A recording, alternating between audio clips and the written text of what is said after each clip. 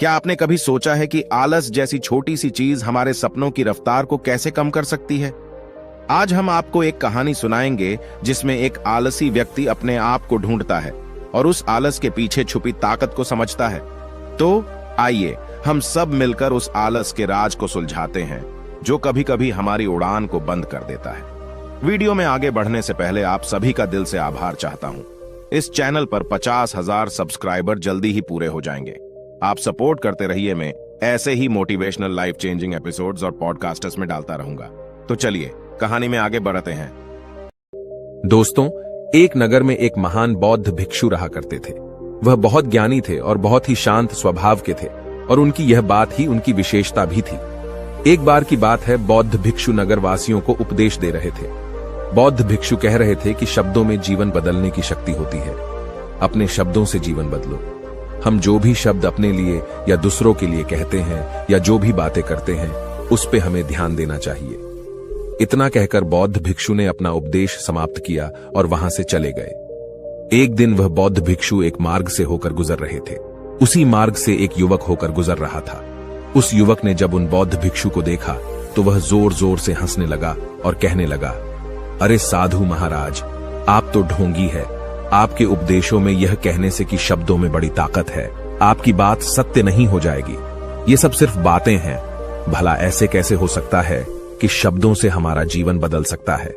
उस युवक की सारी बातें उन भिक्षुओं ने ध्यानपूर्वक सुनी और उसके बाद वह मुस्कुराते हुए उस युवक से कहते हैं, बेटा, नाद से ही तो यह दुनिया प्रकट हुई है और अच्छे शब्दों के पीछे भी नाद ही होता है जो पूरा जीवन बदल देता है।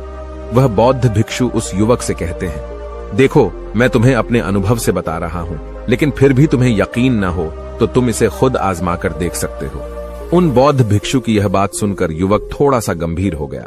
उसने काफी देर सोच विचार किया और उसके बाद उन बौद्ध भिक्षु से कहता है, हे गुरुवर, अगर ऐसी बात है तो आप मेरे साथ चलिए। मेरा छोटा भाई है जिसकी उम्र करीब 25 वर्ष है और उसे न जाने क्या हुआ है।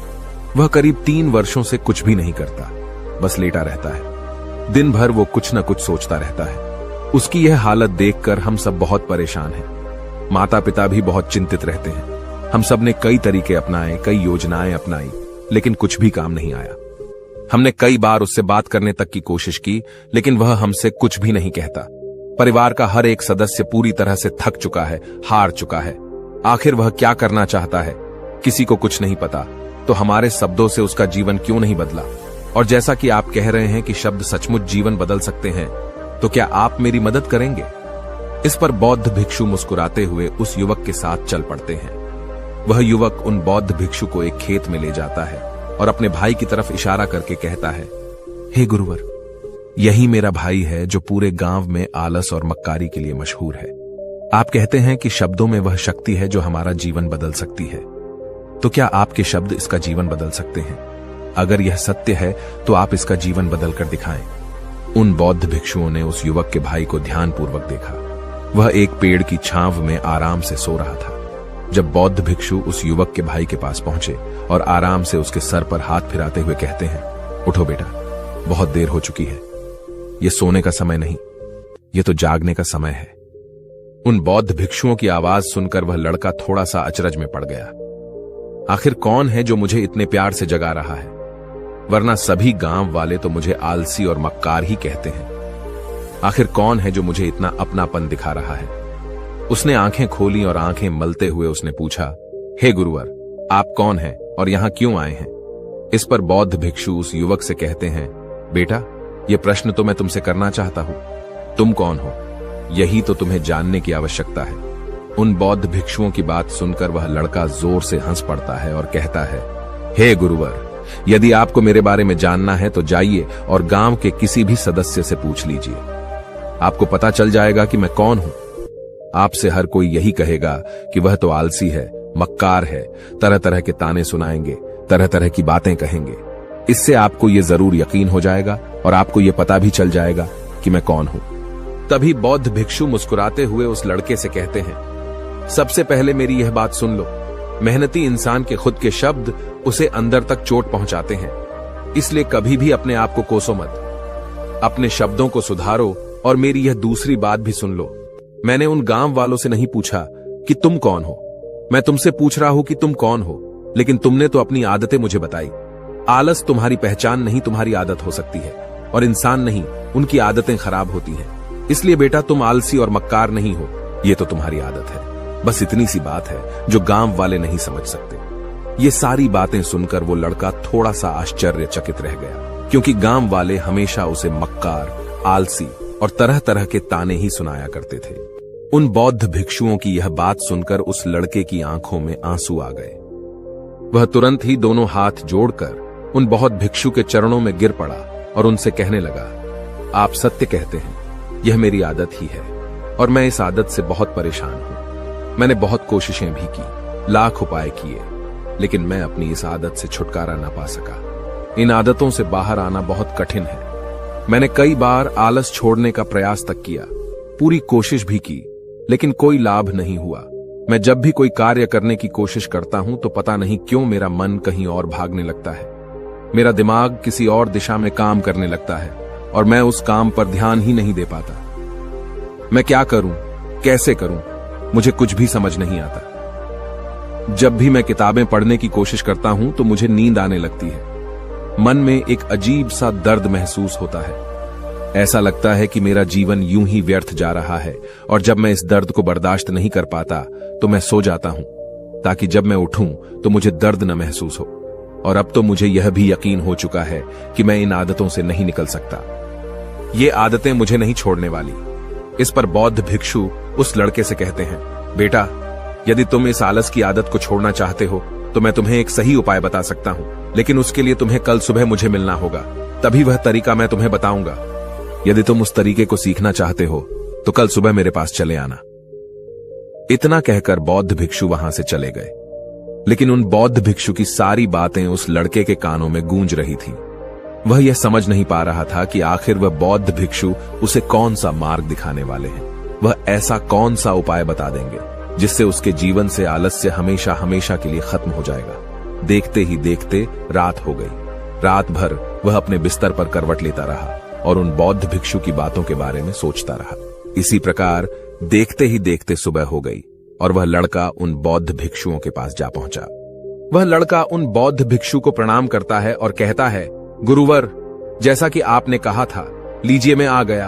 अब मुझे वह मार्ग बता दीजिए जिसे मैं अपने जीवन से इस आलस्य को निकाल सकता हूं। तभी बौद्ध भिक्षु उस लड़के से कहते हैं, बेटा, जब भी तुम्हारा मन दुविधा में हो, तुम निर्णय न ले पा रहे हो और तुम्हारे मन में तरह तरह के प्रश्न उठ रहे हो कि मैं क्या करूं, कैसे करूं, इस कार्य को पूर्ण कैसे करूं, यह सब कैसे होगा, तब तुम वास्तविकता में अपने अतीत से सोच रहे हो कि पिछली बार तुम्हारे ऐसा करने पर क्या हुआ, या अतीत में तुमसे लोगों ने क्या कहा था।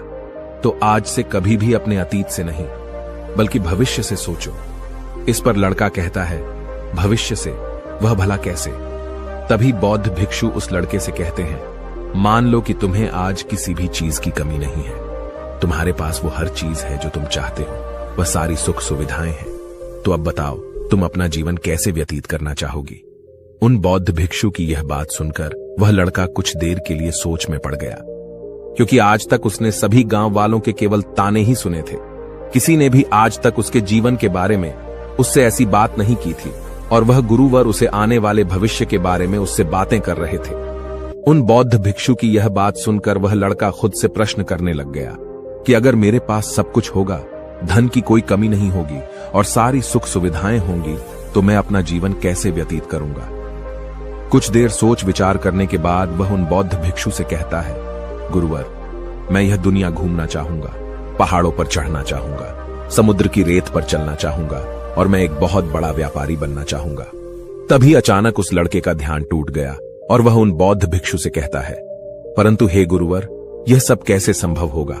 केवल मेरी मात्र सोच लेने से तो यह सब पूरा नहीं होने वाला। उसके ऐसा कहते ही उसके अतीत में बीती हुई सारी घटनाएं उसकी आंखों के सामने से गुजरने लगी और वह एक बार फिर से निराश होने लगा। और अब वह यह सोचने लगा कि मेरे पास तो पैसे ही नहीं है, तो मैं भला व्यापार कैसे कर सकता हूं? न ही मेरे पास व्यापार का कोई अनुभव है। ऐसी स्थिति में मैं भला यहां से कैसे निकल सकता हूं? उस लड़के के इस प्रश्न का जवाब देते हुए वह बौद्ध भिक्षु उस लड़के से कहते हैं, भंते, हर रात में सोने से पहले तुम हर दिन अपना लक्ष्य एक कागज पर लिखो और सुबह उठकर सबसे पहले उस लक्ष्य को देखो और सोचो कि उस लक्ष्य को पाने के लिए तुम आज क्या कर सकते हो, और जो भी तुमने उस कागज पर लिखा होगा उस कार्य को उसी दिन पूरा करने की हर मुमकिन कोशिश करो।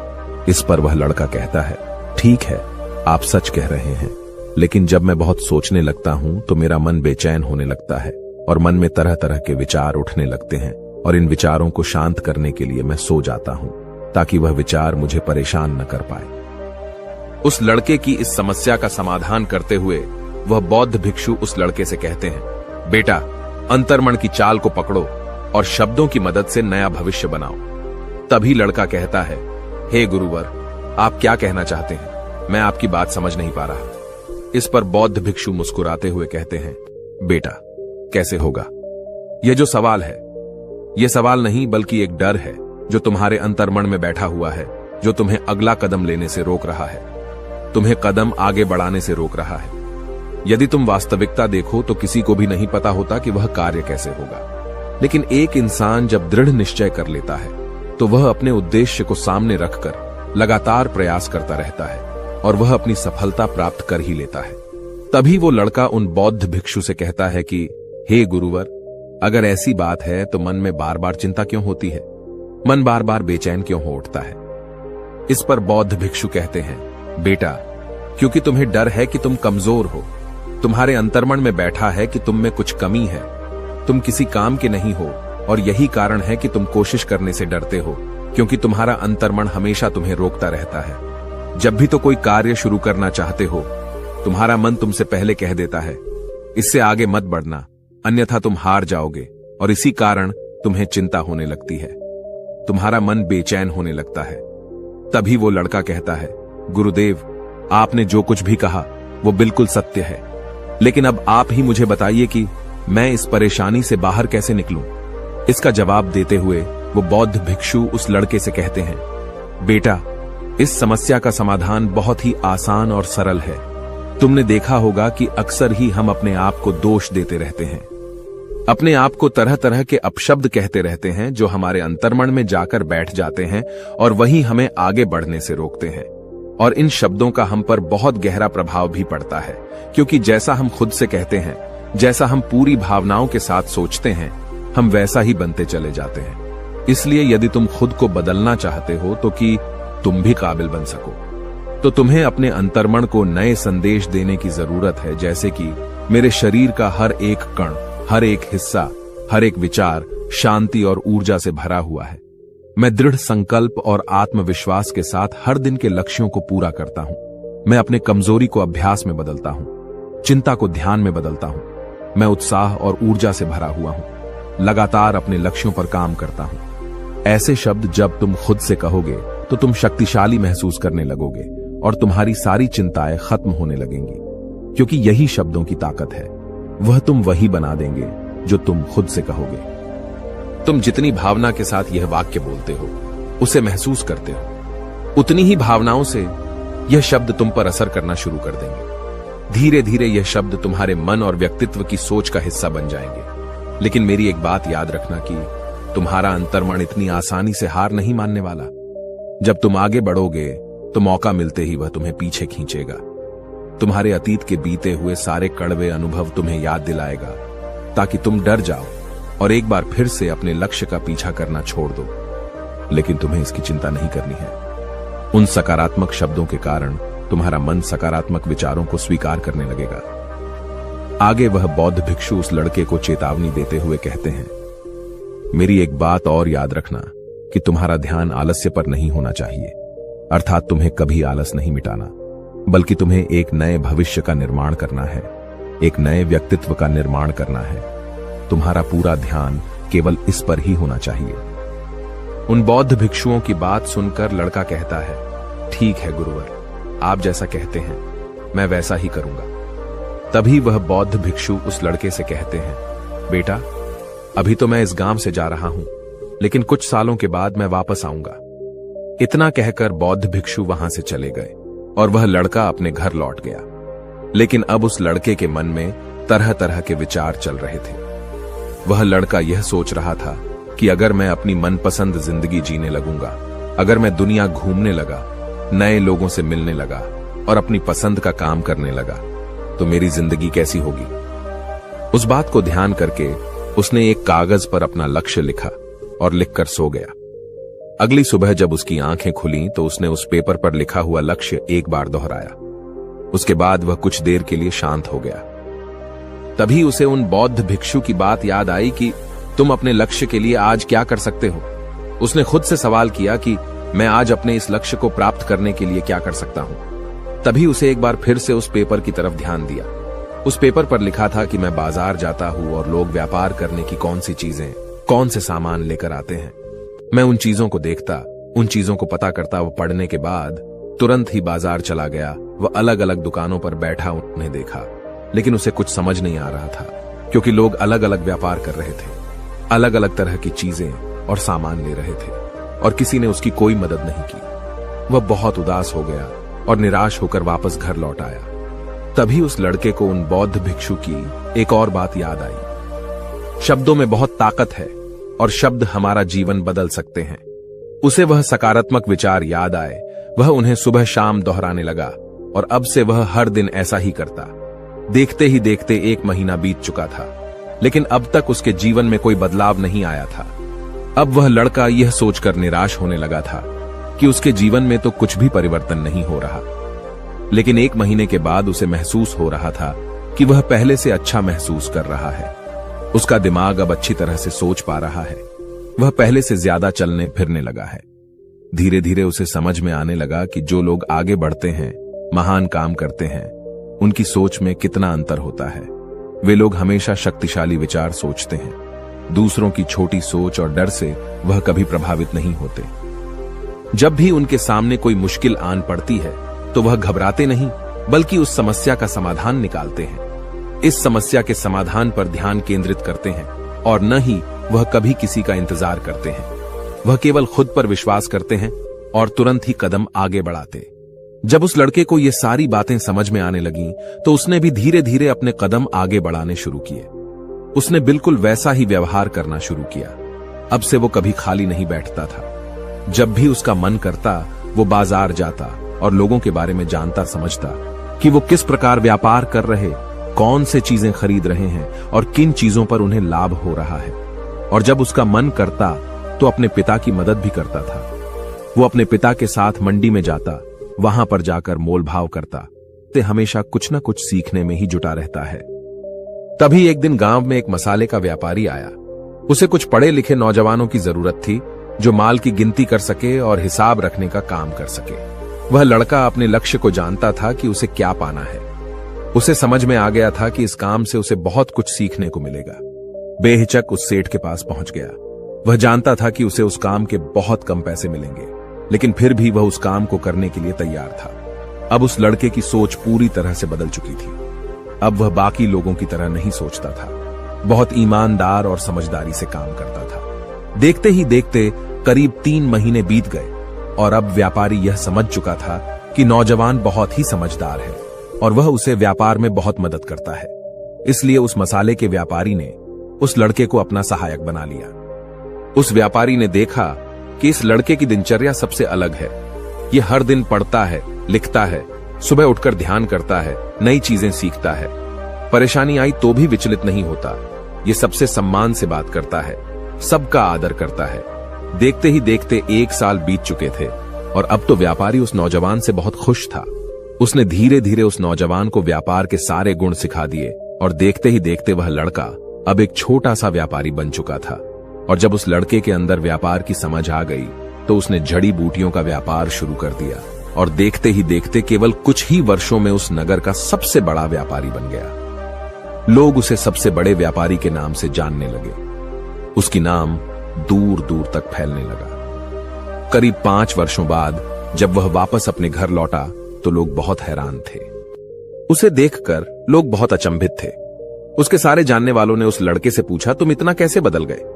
तब उसने कहा, उन गुरु ने सच ही कहा था, शब्दों से हम जीवन बदल सकते हैं। वैसे आपने आज के इस वीडियो से क्या सीखा हो, मुझे आप कमेंट में जरूर बताइएगा। इसी के साथ में उम्मीद है कि आपको आज की ये वीडियो जरूर पसंद आई होगी। तो इस वीडियो को लाइक और अपने दोस्तों के साथ शेयर भी जरूर कीजिएगा। और हमें ऐसे ही सपोर्ट करने के लिए चैनल को सब्सक्राइब जरूर दबा दीजिएगा। तो चलिए फिर मिलते हैं अगली वीडियो में। तब तक के लिए अपना ख्याल रखें। धन्यवाद और नमो बुद्धाय।